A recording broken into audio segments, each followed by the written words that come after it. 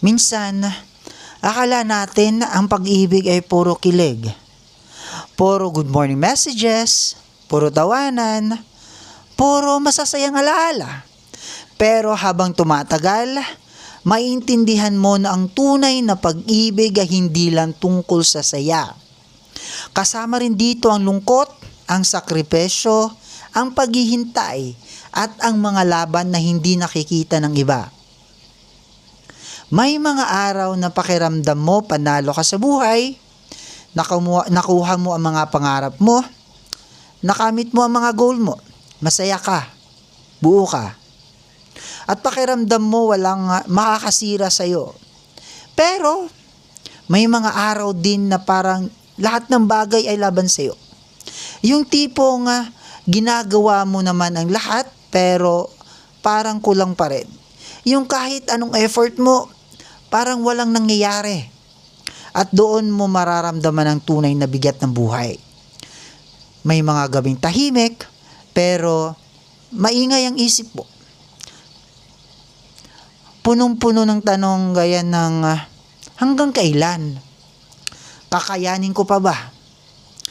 Darating pa kaya yung araw na para sa akin?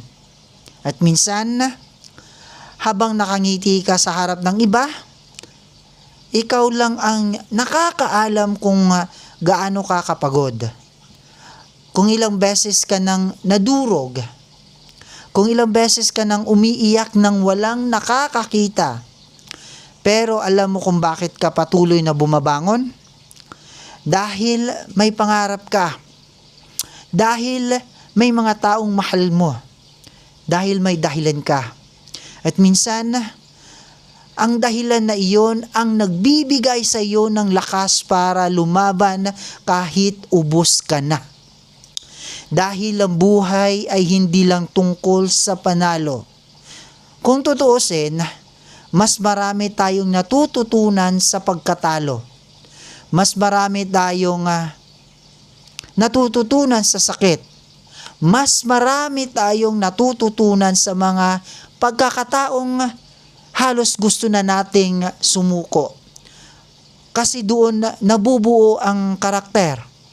Doon lumalakas ang loob.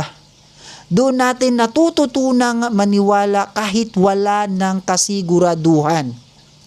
At balang araw, darating din ang panahon na panalo, darating din ang mga araw na masasabi mo nga, worth it pala lahat. Worth it yung pagod, worth it yung paghihintay, worth it yung mga luha, worth it yung mga sakripisyo, dahil kung walang hirap, hindi magiging espesyal ang tagumpay. Kung walang lungkot, hindi natin ma-appreciate ang saya. Kung walang bagyo, hindi natin makikita kung gaano tayo katatag. At kung walang mga pagkakataong halos sumuko tayo, hindi natin mararamdaman ang sarap ng panalo. Kaya kung nasa panahon ka ngayon ng paghihirap, kung pakiramdam mo na pag-iwanan ka na, kung pakiramdam mo ikaw na lang ang lumalaban, tandaan mo ito.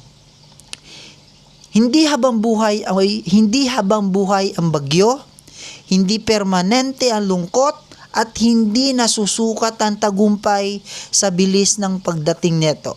Minsan, mas maganda lang talaga ang plano ng Diyos kaysa plano natin. Kaya kapit lang, laban lang, pangiti-ngiti ka lang kahit mahirap, dahil balang araw, ang lahat ng sakit ay magiging kwento na lang, ang lahat ng luha ay magiging alaala na lang. At ang lahat ng paghihirap magiging patunay kung gaano ka katatag. Ngingiti ka na lang at sasabihin mo nga, salamat sa lahat ng pinagdaanan ko ngayon, dahil kung hindi dahil doon, hindi ko mararamdaman ang panalong hawak ko ngayon.